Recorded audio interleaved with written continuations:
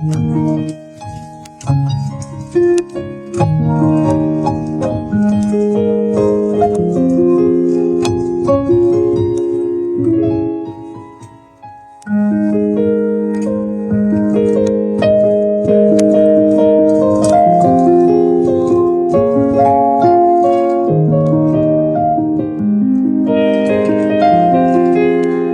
Money's here. Brooke Shaver. Chris is here. Hey, buddy, come on in. John's here. Hey, Chris Cullen's here. That's a good sign.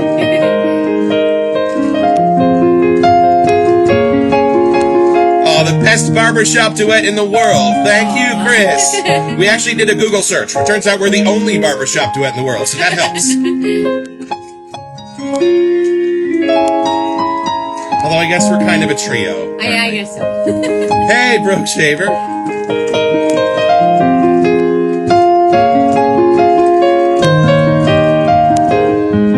We're still on a little bit of Valentine's Day mode over here. So I was trying to think of a good song.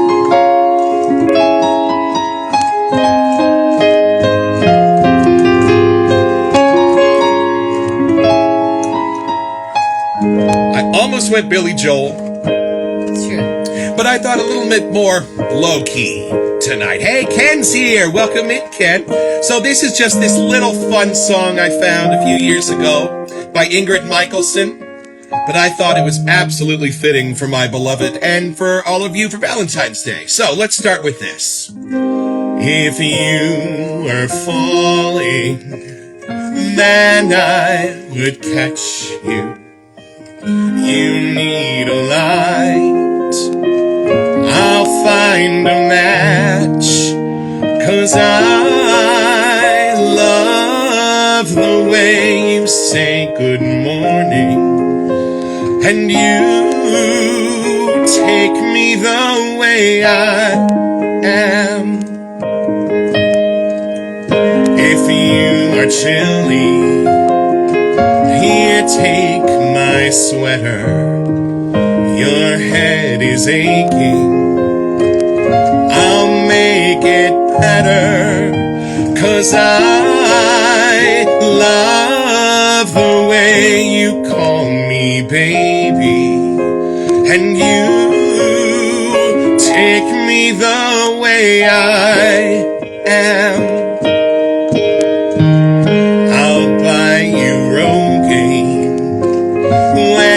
Start losing all your hair, sew on patches to all you tear, 'cause I love you more than I could ever promise, and you take me the way I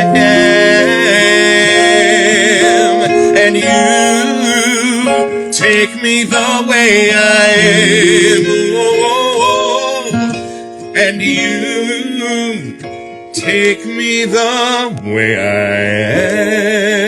am. Hey, y'all, come on in, welcome. Paul's here from far off down under. Good to see you, buddy. Wow, all our friends. Oh, I'm sorry, I just pulled your earball out. All right, well, let's see here. We've got a special guest tonight here in our barbershop, Mr. Chris Cullen, owner and proprietor of Catie's Bubbles. Let's welcome him in. Good to see you. How are you? Getting better. Oh, good. Wicked cold the past few days. So now we're back, I think, in full business. All right. So hold on. We've done a little reconnaissance on you, sir, and it turns out you started out as a wet shaving hobbyist. So before we dive into Catie's Bubbles, can you tell us a little bit about how you found your way into this hobby? This was around 2010, 2012, I think. And what hardware and software inspired you? I actually found the hobby because of soap making. I started off making bar soap as a hobby. And then soap makers in a group on Facebook that were being a bunch of jerks and a bunch of loudmouths saying that you weren't a real soap maker if you couldn't make shaving soap. Ah. So I said challenge accepted. I taught myself how to make shaving soap, and then I started digging into the basics of what people were doing that were actually using shaving soap instead of buying the crap in a can. Mm-hmm. Gotcha. Introduced me to Facebook groups and this, that, and the other thing, and here we are 13 years later. Wow, how cool. Wow. Do you still consider yourself a hobbyist? Degenerate trier that I used to be. That is a term that a gentleman named Matt Glass coined a while ago, which is a stage that almost everybody who gets into wet shaving as a hobby goes through, which is the point where you have every acquisition disorder on the planet and you have to try everything. So I am well past that. I know what I like. I've used primarily the same razor since I got it almost 2 years ago, because it's almost perfect for my skin, except for the days that I feel like breaking out a straight razor for a shave like that, or days like yesterday, where I had a 3-week beard that I decided to take off with a shave at, and I gave myself a nice hole in my throat here. Oh, no. Nice. Let's see. Hold on. How and when did Catie's Bubbles start? Bubbles started in 2012, because most people don't know that soap making as a hobby gets expensive, and you need to find a way for the beast to feed itself. Yes. Mm-hmm. So at that point in time, this part of the story has been told a million times. My son was autistic, and at that point in time, everything in our worlds pretty much revolved around him, with ABA therapy and occupational therapy and this, that, and the other thing, trying to get him back up to speed. And Catie was feeling a bit left out. That's his sister. That my son is Christopher, my daughter is Catie. Gotcha. So being that everything was revolved around Christopher, right, Catie was feeling left out. So I said, you know what? Catie's Bubbles sounds like a good name for a soap company. It'll make her feel connected a bit, and it'll help out with things. And I ran with that. And I've had plenty of people. You guys were late to the game for his presence in the hobby, but when he was very, very first getting started, Chris Bailey, Yes. CDB. Mm-hmm. Yes, CDB. Flat out told me that when he first got onto the scene, he didn't buy anything from me because of the name. Huh. And he strongly suggested many times that I change it. Gotcha. Well, clearly, I'm glad you did it. Right.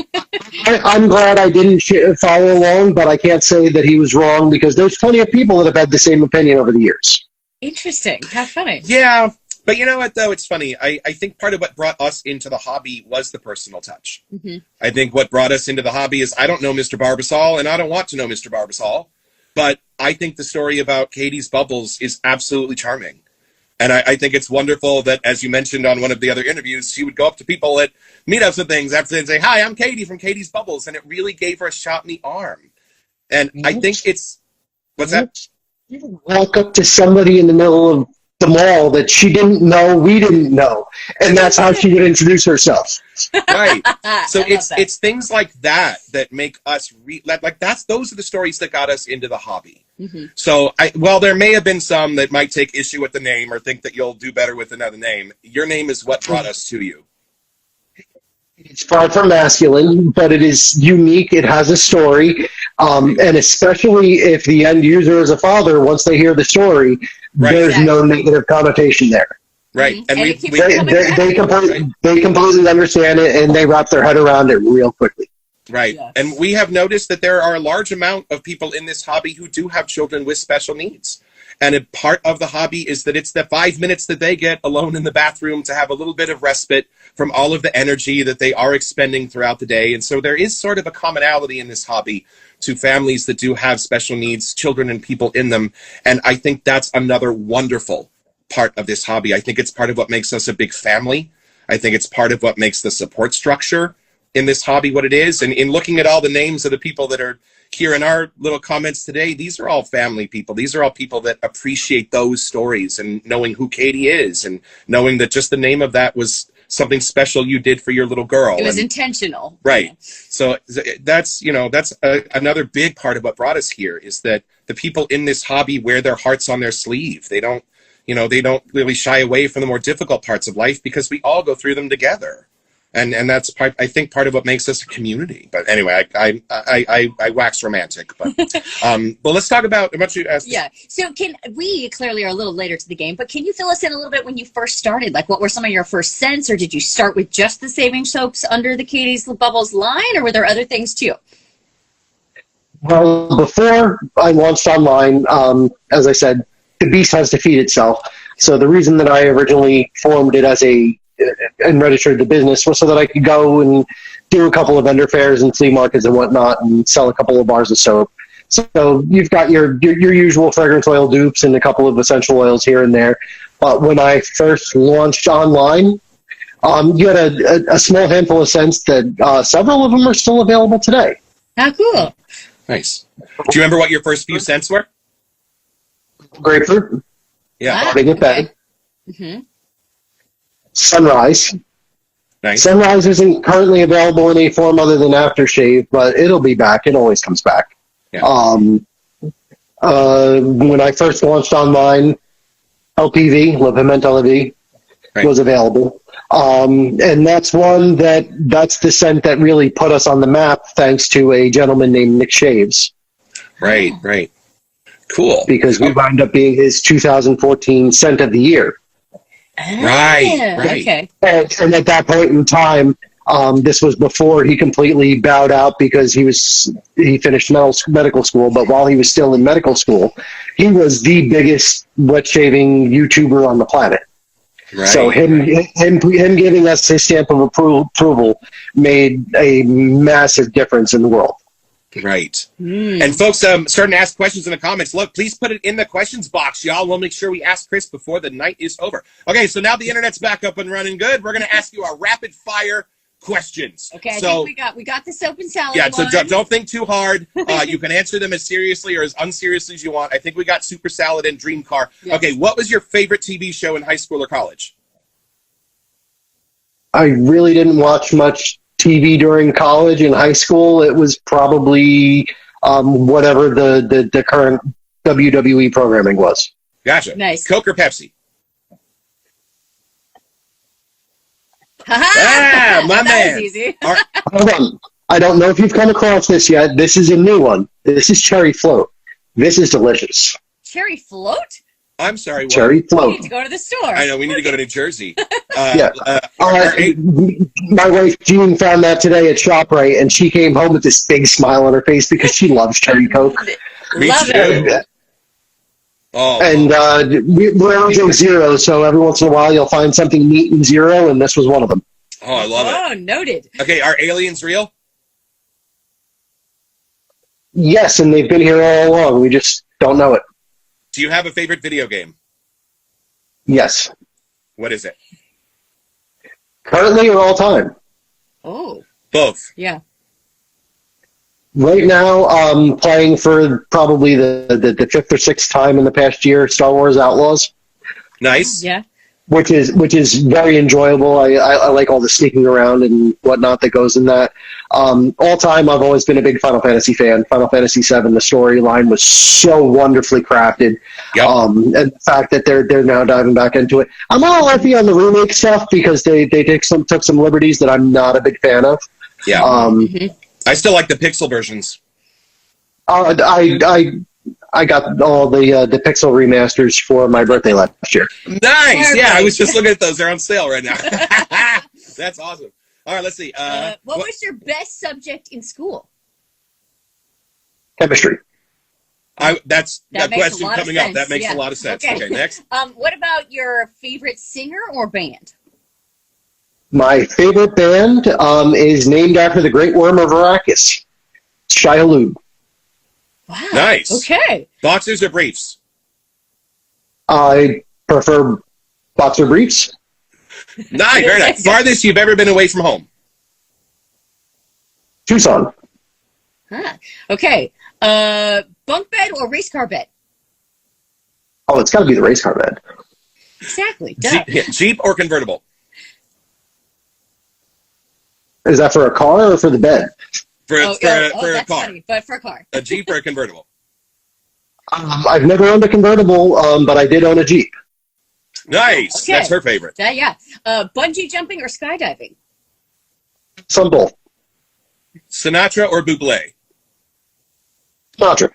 Good old Frankie Blue Eyes is the man. Sopranos or Godfather's movies? I could do without either. I walk down the street and you hear somebody talking like the fools that were in those shows. That's true. You live in New Jersey. Let's see. Nintendo or Sega? I was a Sega fan when I was a kid. Nice. I still have, in the attic, I still have a Master System, Genesis, Saturn, Dreamcast. But the PS5 is over there right now. Nice. When I first did the producers, my partner was named Ryan Drummond, and his claim to fame is he was the original voice of Sonic. So like all the video games and everything. I know. Yeah. I was a Nintendo family, so I was unimpressed, but I'm sure it was a wonderful thing. Camping or a 5-star hotel? It depends upon what you're trying to do. They're both enjoyable. I would either, yes. Dolly Parton or Reba? I'm not a country fan, but if I had to pick between the two of them, as a musician, Dolly; as an actress, Reba. Nice answer. Okay. Good answer. Snickers or a Milky Way? Nice. It satisfies. Bras that hook in the front or the back? None. There you go. Very nice. Look good. Good. Drink from the carton or get a glass? Don't tell the wife this. Let's hope she's not tuned in, but go right from the carton. just not today because I'm not spreading germs. No, right. Brown eggs or white eggs? I actually prefer white eggs because for some reason, whatever the brown eggs that Aldi carries, those shells never crack clean and you always wind up with pieces of them everywhere. Not wrong. Totally. Hot weather or cold weather? I can put on a sweater. I can't take off layers of flub. There we go. Old Van Halen or new Van Halen? So you mean Van Halen or Van Hagar? Yes. Van Halen. Very nice. Coffee black or with cream and sugar? Neither. I'm not a coffee fan. Noted. Except his Irish coffee, y'all, is amazing. Yes. Tobacco vanilla or green Irish tweed? Irish coffee exists because of Chris Bailey. That was made specifically because he would every day post out, every weekend post up him having his Irish coffee doing his videos. Funny. Right. Okay. Right. And the story about me asking you where you got the whiskey note in this is absolutely hilarious. Tobacco vanilla or green Irish tweed? I will take tobacco vanilla because I hate green Irish tweed. There we go. Going back to the video that you guys just did, you brought up how people talk about how green Irish tweed and cool water are similar. Yes. Yeah. Same perfumer. Right. Okay. That makes sense. And then a little bit too of Tommy had a little bit of that lemony green Irish tweed in the middle of it for me in liquid labels. Was made by the greatest perfumer of all time in terms of sales. It's made by the same guy that made Acqua di Gio, the guy named Alberto Marias. Okay. Right. Interesting. I'm going to leave the script here. Where do you get your fascination for perfumery? Blame that on somewhere in the 90s, me stumbling upon a bottle of the original Paco Rabanne Pour Homme, smelling it, and falling in love with it. And from there, I've always had a small collection of things. But soap making brought me back into perfumes. And then not wanting to be like everybody else took me the step further of trying to teach myself how to make my own scents, which is why, granted, there's still several dupes in my lineup. There hasn't been a new dupe in years, because I've focused solely on all new releases being original creations. Right, right. Cool. Which is funny because the one that I have sitting here so I can remember to announce that it'll be back in a couple of days is a dupe. But it's one that I originally made back in like 2014. Right. Which is Ocean Grove. Gotcha. Can you tell us the difference between your two bases? The luxury base is firmer in texture inside the jar. Gotcha. It's a little bit easier to lather. Yeah. The other one, once you get the lather worked up, it's a softer texture. But once you get the lather worked up, it's a little bit slicker and it has an improved poshy feel. Gotcha. Okay. Now, you being sort of, well, I guess this question is coming up, but can you walk us through, like, what's the difference in the ingredients between the two that really makes the difference? They both, as in every shaving soap on the planet, pretty much rely on stearic acid as the primary ingredient because that's where you get that thick stableness to the lather. Right. The luxury line uses coconut oil for its volumizer, and then for butters, which give you the little bit of poached feel, give you some other fatty acids added into the thing. I use shea butter for that. Right. Whereas the premium line, instead of using coconut oil, because there are a couple of people that feel dried out by it. There's a couple of people that are allergic, and there's other people that just see it on the ingredients list and get turned off. I used the oil from the kernel of the palm fruit as the volumizing agent because there's really only three options. Out of all the plant world for oils that are available that will give you lauric and myristic fatty acids in volume, you've got coconut, a variety of coconut called babasu, and then the kernel from the palm fruit. Right. And some of that, you're not going to find a large concentration of lauric and myristic acids anywhere. Gotcha. That's why those three sound familiar. In fact, Yes. there's one base I know that uses all three. There you go. So this might intersect. What's that? Instead of using straight, I used a combination of mango and kokum. Gotcha. Okay. So this might connect, but what is the most fun part for you in the soap making process itself? The fun part is not labeling. It's not labeling. Noted. I actually like sitting down, and it's not the actual process of making the soap, but I like sitting down and just freehanding ideas till I come up with something that resembles a skeleton that I can start to work off of for the scent. Because Gotcha. the soap itself, it's the same every time. Right. Right. Do you start off more by looking at what ingredients are available for new scents, or do you just start from the clear blue sky? Well, I start off normally with what I have on hand. Okay. Because little perfumers like me are not the darlings of the fragrance world. And companies like IFF and Givaudan and Firmenich won't even talk to us because we can't guarantee that we're going to buy $100, $200, $300,000 worth of material from them in a year. The big five or the big six, they say, right? Yeah, they say that, but it's actually like the big 9 now. Right. Okay. Right. So we're very much limited to what we can get through resellers that do buy from them and then portion down into smaller bits. So there's always a couple of ingredients that are a staple in any perfumer's wheelhouse that some people may say turn into crutches. But the reason that they become that is because they're easily available and they're affordable and Makes sense. And they work. Right.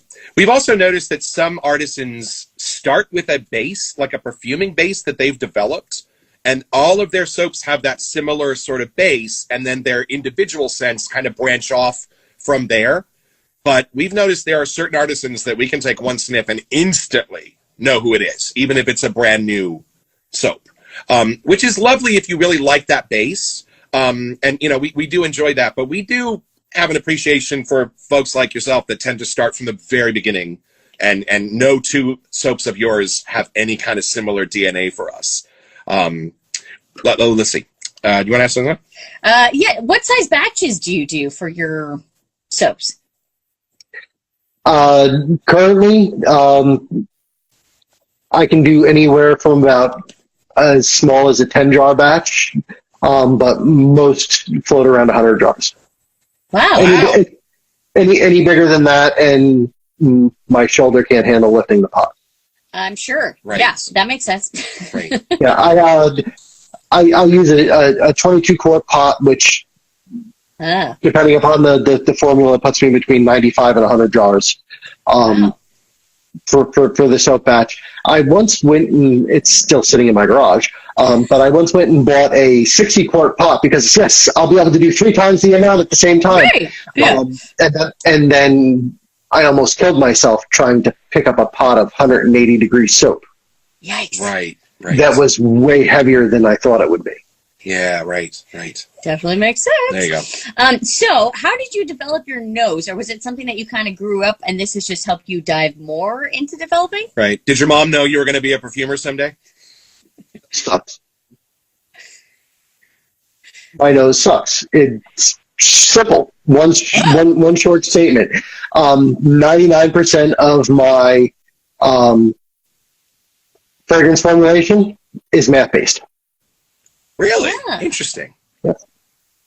Well, everything comes down to math because you only have 100% to work with. So everything you do gets broken down as a portion of that 100%. And while the most important thing is to make sure that it smells good and people will enjoy it, that's 1A. 1B is it going to be safe? Right. Yep. So that also relies heavily on math and making sure that usage rates are at a point where you're not putting an ingredient in there that's going to cause a sensitization reaction or is going to really cause damage down the line. Right. And there's super common things that the AFRA is really strict about, like oak moss or, and it's even worse in this hobby because what is one of the biggest reasons that people get into wet shaving? Saving money. No, but they're sensitive skin, right? It's because they have sensitive skin. Bingo. Yeah. So if we have a hobby full of people that have sensitive skin, the chances of somebody having a fragrance reaction skyrocket compared to working with the general public. Right. That makes sense. Makes sense. So within our limited audience, that already adds on to having to keep that in mind. Right. Yeah. Now, I've been waiting to ask you this question because you have such an educated nose and you have such a fascination about the human body and our sense of scent. Our eye can be fooled rather easily. Remember the black dress and the white dress, which color dress is it? And the whole Laurel and Yanny thing can fool our ear very easily. What are some things about our sense of scent that can sometimes fool it or that people don't really understand about the sense of scent? When you smell grapefruit, you're not smelling grapefruit. You're mostly smelling a aroma chemical called methylpamplemousse. And it's all about how those receptors pick up these individual aroma chemicals, which varies from one person to the next, to the next, to the next. You may be more sensitive to lavender, where you may be more sensitive but that's not actually a sensitivity to lavender. It's more likely a sensitivity to the aroma chemical linalool or linalool acetate. Somebody else may focus and hone in on patchouli because their nose has become very sensitive to petrol. Right. That's interesting. It makes sense. Yeah, it does, because we've got a little perfumers organ going from Perfumer's Apprentice. We've got about 150 materials now, and it is funny because like most of how I would build a citrus has absolutely nothing in it that's really citrus. It's all aldehydes. It's all other things. Now these are, to my understanding, these are actual aroma chemicals that are in the real smells. But it's sort of stripped down to its molecular elements, right? Those, when you smell that you're actually picking up about 4,000 different aroma chemicals. But there are 5 or 6 that carry the most of the weight of the scent itself. So phenylethyl alcohol, alpha and beta damascenone, those are what your nose most associates with rose. So if you can get 3, 4, 5 of those ingredients that would trigger the brain to think, oh, that's a rose, in a somewhat close to proportion to what they're expecting, then the brain is going to trigger that as, oh, that's a rose, even though you're 3,900 ingredients short of what it's normally smelling. Right, Yeah. right. So fascinating. But that's where actually like the chemistry and the math of it makes sense on paper, trying to translate that for people, which is probably where that shines for you. But it makes sense to me too. Music is all math if you get right down to it. You know what I mean? And It does. right. And the similarities. I mean, I think there's a reason they call them notes in perfuming. I think, and chords, and it's funny that the vocabulary is so similar. It's not a chord; it's a chord. ACCORD. Because it's the harmony between the ingredients that create a different output than the initial parts. Right. It is funny though that the words are so similar to the chord that we use in music to combine notes, that in perfuming it must be the same root, right? I don't know. Somewhere. What do you think? What's the biggest obstacle for people getting into wet shaving? Because we don't understand why everybody doesn't use a Henson and Catie's bubbles. We don't understand why people use cartridges and Barbasol. Like, we really don't get it. Why do you think there aren't more people in this hobby? Modern society, if you're not moving at lightning speed, you're going backwards. Interesting. That's very true. Yeah. So it's been beaten into all of our heads since we were kids that there are ways to get it done quicker, faster, better. And that's through modern technology. And why would you shave with this old thing that's got one blade that could bite you when this thing has 3, 4, 5, 20 blades in it, and you can get done shaving in 13 seconds? Right. Why would you spend 2 minutes building a lather when you can go and have your lather done for you in seconds? Even though the quality of one versus the other is night and day. Right. And even just the time, like almost that meditative process, which is what we enjoy. Speaking of how fast life moves, now we enjoy pausing time and just enjoying the experience, building the lather, setting up your razor, doing all the little pieces. Like, that's a Zen moment for us. I guess it's the same challenge, trying to get people to meditate. Maybe that. It's the same problem with instant gratification. How many times have you seen on a Facebook group where somebody would say, I had my first shave and it was a nightmare, I'm never doing this again? You have to build the base, you have to learn the skill. Right. It's not where they're seeking, I push the button, it's done, I win. Right. Yeah, well, yeah, that's very true. My degree's in psychology, and I think you're right. I think a lot of the modern world, even how our digital tools are set up, are conditioning us to that mentality. I think that's why we're so strident about why wet shaving is important. It's one of the few weapons we have in the war against that idea of instant gratification. And, I don't know. Why would you always eat Hot Pockets if you can learn how to make a beef Wellington? It's just kind of that thing for me. But can I ask you what? Because I can afford a Hot Pocket. I don't know if I can afford the piece of Chateaubriand to make the Wellington right now. Probably not wrong. Can I ask you what the one razor is that you use most often? Saber level 2. It's what? It's first gen Blackland Saber with the level 2 plate. Nice. Okay. Very nice. We have several razor experts in the crowd today, so they will tell us what that is. Are there any tips or tricks about wet shaving that you would like to pass along? Take your time. 90% of the battle is in prep and building your lather. Right. And for all movies, you don't know the meaning of no pressure. Yes. Mm-hmm. Yes. Agreed. Yes. That needs to be the first thing on the write-up. I watched Mark Zarate 500 times before I started shaving, but I was still pushing down way too hard. And he warned me 500 times, let the razor do the work. A light touch, gentlemen.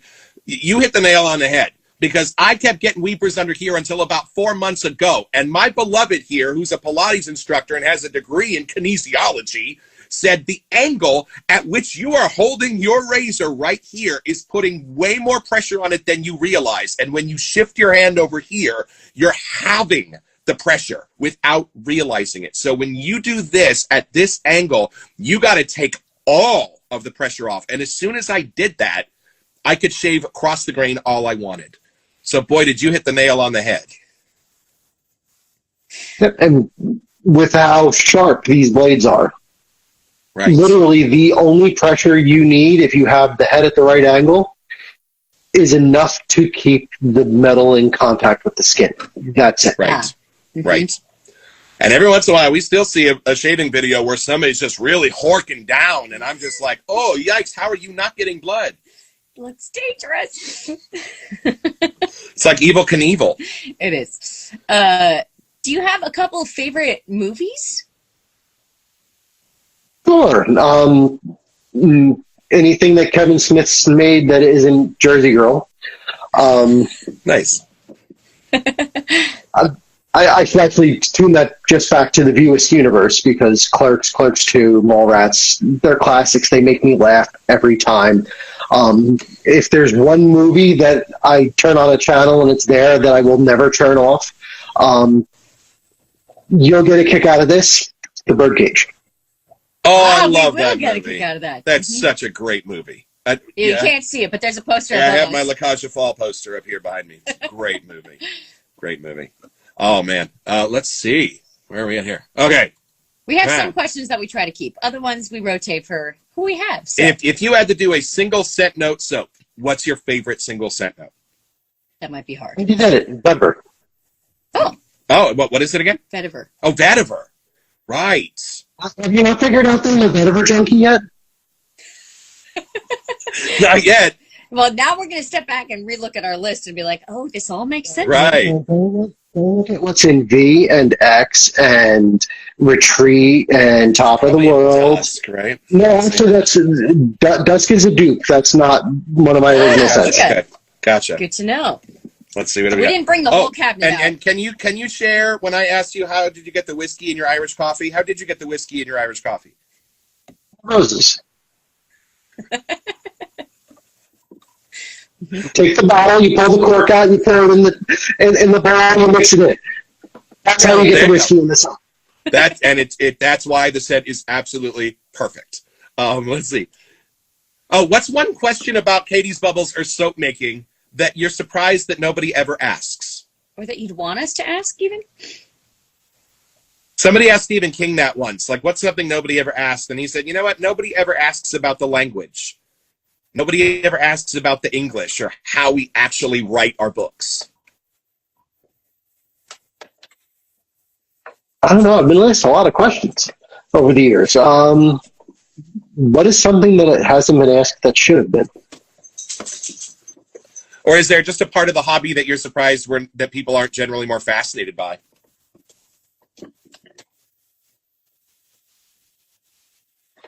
I'm drawing a blank. All right. Oh, that's a good sign. That might be why we have to have you back another time. I know, and Then we have you'll- some then you'll questions have an from the answer. Whiff Pack here. Why don't we dive in? I was checking to see our questions here. Ask Chris who will main event both nights at WrestleMania. Gotcha. If it's my guess, one night is going to be CM Punk and Roman Reigns because that match is already set in stone. If I get to fantasy book Drew's match at WrestleMania, it's going to be Drew versus Randy, but Randy is back in 2009 form and completely decimates Drew, then goes through the entire summer and tortures Cody to the point where they finally have a match at SummerSlam, and Randy punts Cody, puts him out of commission for a month or two before Cody finally comes back and gets his receipt. Wow, aren't you glad you asked? There you go, Big Papa. There you go. You are all set now. There you go. And Bamshay wants to know, hey, where did you get that Katie's Bubbles hat, and are they available on your website? He needs to get one. These hats, the guy that prints my labels for me has a guy that has a funky little embroidery thing. So I ordered 24 hats, and they took about 2.5 years to sell, and they cost an arm and a leg. And I made about $2. Yeah. I made about $2 per hat, so I don't know if I'm going to do that again. So there's your honest answer. There you go. Perfect. Right. I understand that one. Okay. Josue loves 322 Lancaster leather, DFTR vintage surf tactical support. Anything new from you that's similar? My last 2 releases, not counting Crangier, were very airy, so no, there's nothing in those lines. I do need to work on something a little danker for later this year, but I don't currently have something that would really that's newish that would tickle that fancy, unless you want to take into account something like Mustache Mint, which is peppermint, patchouli, and tea tree. Okay. And the patchouli is very present. So it smells like a minty hippie. Nice. Okay. So if you had a newbie that wanted to get 2 or 3 Katie's Bubble Scents, what would you suggest? For a newbie, it really varies upon. I'd have a one-on-one conversation with them. If they tend to like the darker side of things, there's a path to go along for that. If they like the happy, fun, bright scents, there's a path to go along for that. If it's somebody that's just looking to jump in and they really don't have a preference on scents, one that I recommend that everybody try, just because it's so unique and it's really just a fun scent, is Water Liptus. Yes, somebody just said that's my favorite. So yeah, they did. Water they just Liptus said that. is so refreshing. Lee said that. Lee knew. Mm-hmm. So there you go. This nice soft, sweet watermelon note, but the patchouli and the not patchouli, peppermint and eucalyptus set underneath it to freshen it, keeps it from going into keeps it away from going like Jolly Rancher style. Yeah, right. No, I would agree. Right. Yeah. Mm-hmm. What are your biggest sellers? My best sellers, Blue Jair. We still need to get that. As soon as we smelled Crangier, we went diving on the page to find Blue Jair, and it was gone for the season. We'll get it next year. You bought the second and last jar of Crangier, by the way. Oh no! And then we made it. It was so good. Oh my god! I had no idea. 2 or 3 emails asking when the next batch is coming. When I have fragrance left for 1 bottle of perfume. Oh no! But they'll be back next Christmas, maybe. Yeah. The video will be there, so they can find it. For it to go anywhere other than that 1 batch, because the reason I made it was a gentleman.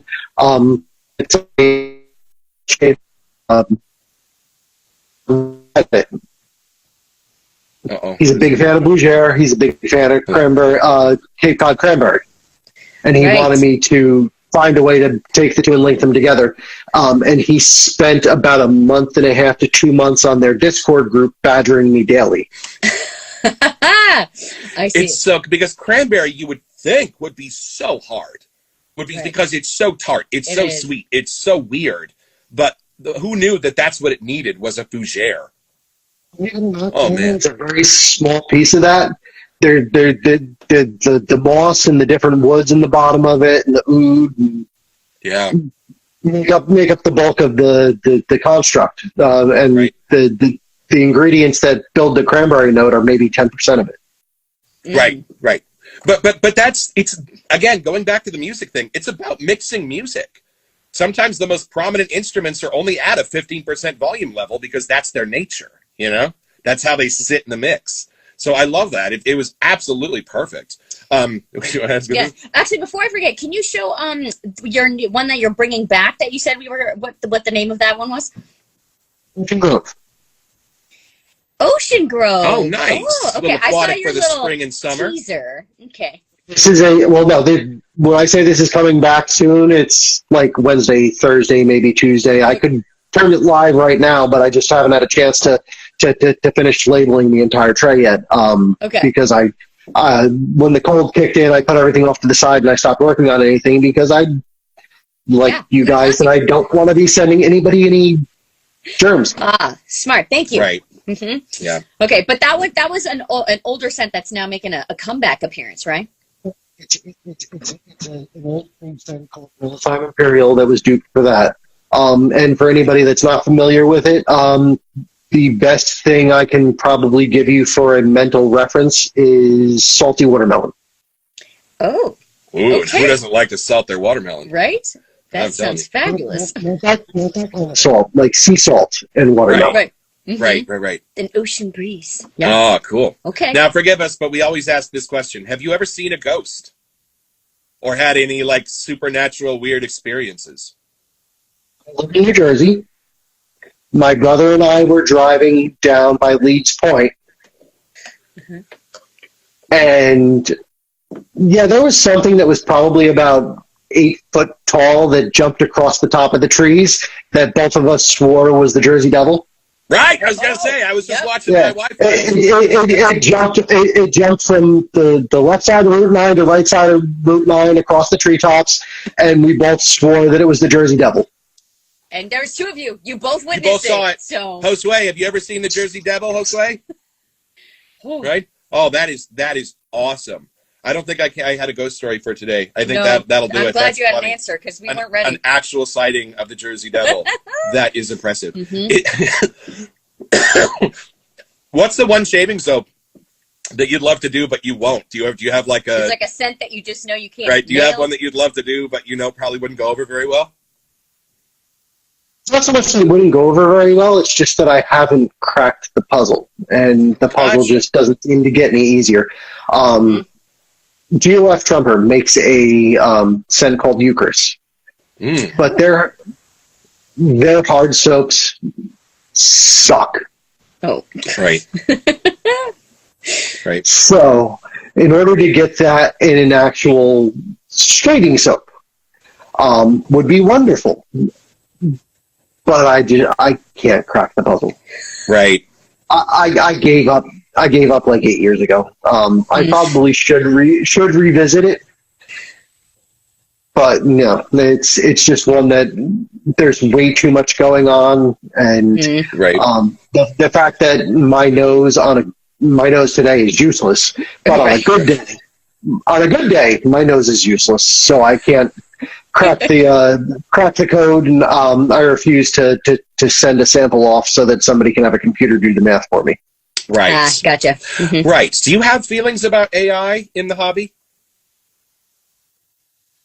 AI has its purpose. I've got a couple of soaps that I generated the labels with AI, but I tried to make them as minimally obvious as possible. Right. Right. Because some of the use of AI is so gratuitous and over the top that it's a turnoff. Right. Yeah. Mm-hmm. Yeah. But if somebody was writing an ad copy and they used AI to proofread it, that's one thing versus having AI write the ad copy. Right. Agreed. Right. Mm-hmm. Yeah. And then right now, Chris, you have the shaving soaps and the EDPs and the splashes. Is that like your main products that you have? Offerings. There's one bundle on my website where you actually currently get a shaving soap, a splash, and a bar bath soap. Ah, okay. Oh, sweet. Cool. All right. Nice. We'll have to there's only a couple left, but that one's called Daydream. Oh, right. I've seen that. Okay. And y'all head over to our YouTube channel because Chris Cullen has sponsored this month's giveaway of one premium soap from Catie's Bubbles line for free. Yeah. All you have to do is send us an email. We sent you at thebarbershopduet.com, SCENT. We sent you at thebarbershopduet.com. And check out our first March episode where we're going to draw our lucky winner on the show. Chris, thank you so much for sponsoring that. So you have another 2 weeks to submit if you want to be on another that. couple weeks, and you can maybe grab a Catie's Bubbles soap for yourself. Do you have any questions for us? Yeah, it's technically an in-conversation series, so if you have any questions... Feel free. Fire away. Not that you have to, but... What brought you guys to us? I appreciate and I enjoy your level of enthusiasm and the energy you bring to this, but really, what brought you to us? We have 70 years of stage experience between us, and including, what's that? Gets to shines from. But no, I'm specifically talking about you two getting into this weird world of wet shaving. I know you had mentioned that you had saw somebody shaving with one of my soaps, but what really made you want to dive into this deep in the hobby? Right. Well, I think what it was, you know, having spent our lives doing Mel Brooks and Disneyland and everything else, we wanted an audience. We wanted to talk to people. We wanted to build a community. And this was still like at the end of quarantine. Like, right. We were still kind of much, locked down. Sarah has some unique health concerns, so we had to kind of stay locked down a lot longer than most people. And we kind of wanted to do a little something on YouTube or something to get a little production schedule going again. I think we're kind of naturally, you know, production schedule, calendar show kind oriented of people. Yeah. We both had that in our lives, Chris, since we were 8 years old. Like, we've both been on stage since we were 8 years old. And so we are just, it got really weird for us to not have a way to connect to people after 3 years of being kind of locked down. And so my Dollar Shave Club switched cartridges on me right after they made me buy my 4th replacement handle in a row. And I was pissed. So it wasn't that I really wanted a Henson. It's just that I really didn't want my Dollar Shave Club anymore. So I even called it like that. It was a mess. So I grabbed the Henson off of YouTube or off of Facebook. You know, Facebook ad. I was like, fine. And I was like, fine. Now. I'm just going to do this because I am not. There's no way I'm buying another damn handle from these people. So we turned on the Cross-Eyed Texan on YouTube to figure out how to use the Henson. And he's got these Catie's Bubbles soaps, and he's got these soaps from Will, and he's talking about these artisans, but he's also these companies, but he's also talking about these people. He's talking about Monica from Banulay. He's talking about Will from Barrister and Man. He's talking about Chris, like he knew everyone's from Catie's name Bubbles, and where they came from. Right, and we realized that this world is kind of already a tight-knit little community. They all know each other. They all know the first names of the people who make their soaps. Wait a minute.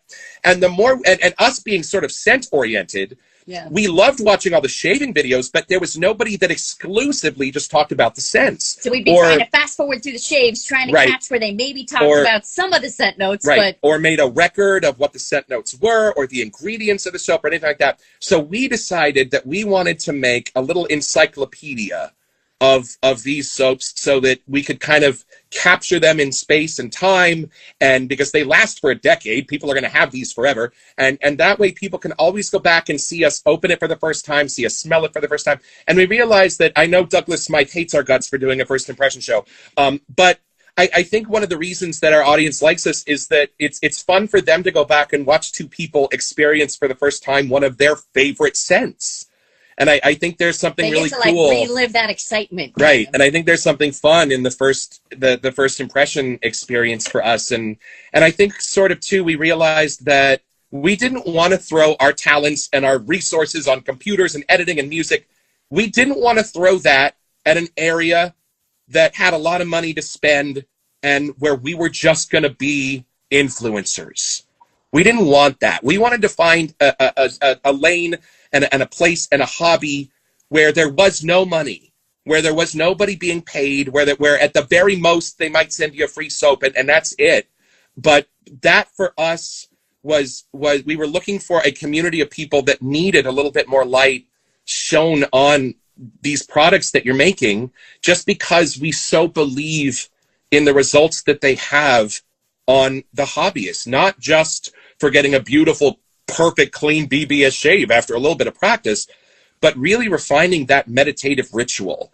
I started shaving at night. I started shaving at 11 o'clock at night.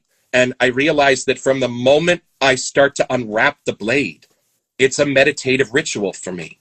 And it's a really important one. And even screwing everything I do, it's in order. I'm realizing that I've made an order so that my body knows what to do. And there is just something about the ritual that is able to take the stresses and everything else of my day and scrape them off. And I can choose whatever scent I want to take me away to a Saturday morning watching Pee Wee Herman, or I can go to an Irish coffee New Year's Eve party with my dad when I was in college, and I can go back to all these amazing places or sometimes all these amazing people. This was Doug Lane's high school scent.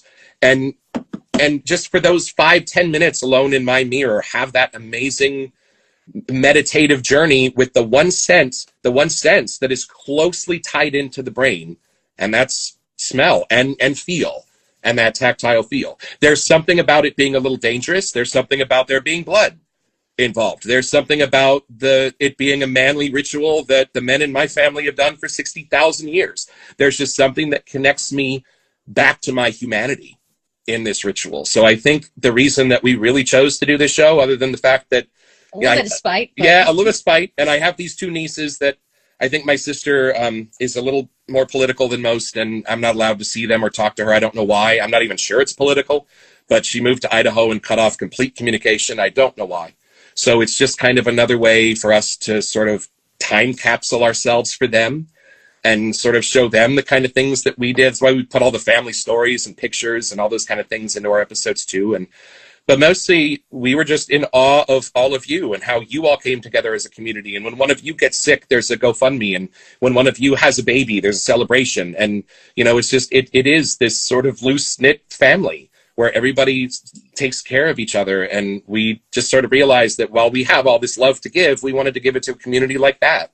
Yeah, I don't think we ever thought it would have gone this crazy like that. We'd be on number 700 and something episodes, but it has been a wonderful journey, and it just kind of keeps growing on its own, which that's the part of the ride we're just enjoying, even having conversations to get to know all the artisans and people behind everything. Right, and we have friends that are, we have about 20 people in the chat now, every episode we do, and some of them from Ireland and Great Britain. I mean, it's amazing how we just have these people from all over the world that come together on Wednesday and Saturday morning just to share their lives. And we're just so grateful to be able to have this little barbershop where people can come and have a safe place to hang out, where we don't have to worry about the crazy world outside, where we can just shaving soap. Right. We can just talk about Fruit Loops and bubbles and have a good time. So we wanted to thank you for devoting your life. I know that you left a career in 2013 to just do Catie's Bubbles 100%. And you're one of the big reasons that we can have this ritual, that we can have these meditations. You make our lives so much better. And that's one of the reasons we do pour everything we can into the show. It's one of our ways of saying thank you. So what you're saying is that you made community out of a creative outlet. We hope so. Right. We didn't realize at the time that that's what we were both looking for, but it was nice for us to be both on the same entry level, like new at the same time. Like he's good at his side of the arts and I'm good at mine, but putting them together to have something new to share, I think that was a fun experience. Kind of. I can sing, she can dance, but who knows how we're going to smell this. So I think that's why it was fun. Wonderful. Yeah. So there you go. That's our Marvel origin story. And I still adore my Henson. It's still probably my number one razor. I love my Bison. I love the Apex. I love the Ollie Works, but I still crawling back to the Henson. I haven't used. I'm not a Double Edge fan. I have not been for a long time. There's a couple guys out there that have referred to me as the patron edge, patron saint of the single edge. Got it. That's right. Somebody has to be. So there you go. Right. Yeah. But before 2 years ago when I got the Saber, I was using razors from 110 years ago. Okay. Much more vintage. As my primary everyday things, because that's when the good gems and ever-readies for me. Right. The reason I don't like double-edged razors is here, I have some really wacky growth patterns. So with how me too. with how thin the double-edged blade is, there's always chatter when I'm going. It doesn't matter what direction I'm going here. I'm going against the grain on something. Right, right. Mm-hmm. Single-edged blades are thicker. I don't have that problem. It just plows right through. Interesting. I have to try that. I mean, it makes sense, but Right. it's interesting. She's got a leaf that I've never tried. I should try that. Mm-hmm. It's just a double-edged blade, but it's just half of one. Right. Right, right. I'm talking about a gem blade. Right. Yeah, we have not ventured into that part, so No, but we there's should. always more to learn around here, which is good. If you go on to Shave Dad and you just put out a post, I'm sure for $10 you can probably get your hands on an old 1912 patent gem Ready with a couple of blades, and you'll be able to dive right in and try it. Takes a little tweak to your technique because where you're normally about a 30 degree angle with a double edge razor, you're at 5 to 10 with a single edge. Oh. That top cap almost sits flat against the skin. Oh, I didn't know that. Okay. Okay. Yeah, because you don't want to scrape with it; you want to slice. Oh, If you scrape with it, you're going to feel tuggy and it's not going to be comfortable. Whereas if the blade is actually coming down through the hair, it's just going to pop them right off. Right. That makes that Lockhart's razor make a lot more sense. Right, because the angles do look different when we were looking at some of the single edge. Okay, interesting. Thank you, my friend. Yeah, and hey, thank you, my friend. Thank you for being here tonight and spending this time with us. I know, our 3-day weekend, and even being sick. So thank you for pulling yourself I know, yeah. I'm not the one that has to drive my daughter to the Strand Theater in the morning so that she can go through rehearsal. Oh. What's she rehearsing? She's in the ensemble for Mamma Mia. How fun! Hey, that's awesome. Well, good luck, Catie. Break Yeah, your leg. indeed. That's awesome. Fantastic. That's a great show. Yeah. She does a good job of driving us insane, being that she decided she didn't want to go to a normal high school. She actually, our county has a performing arts school through our VOTEC system. Yeah. So every day she goes to the county college campus, and there's a building on that is specially built and funded just for the performing arts high school. How cool! Oh, so fabulous. So when she graduates in June with her high school diploma, she will have already in May gotten a associate's degree in vocal performance.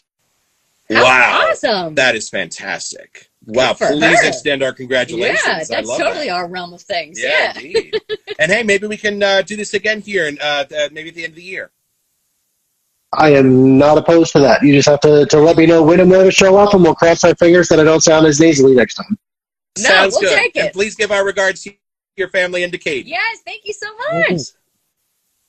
All right, good night, everybody. Thank you all for being here. And we hope to see you in the barbershop on, let's see, what's today? On Sunday. On Wednesday. Wednesday morning. Wednesday morning, more funnels happening. All right. Good night, everybody. Thank you so Thank much. you. Take care. Thank you, Chris. Bye. Bye-bye.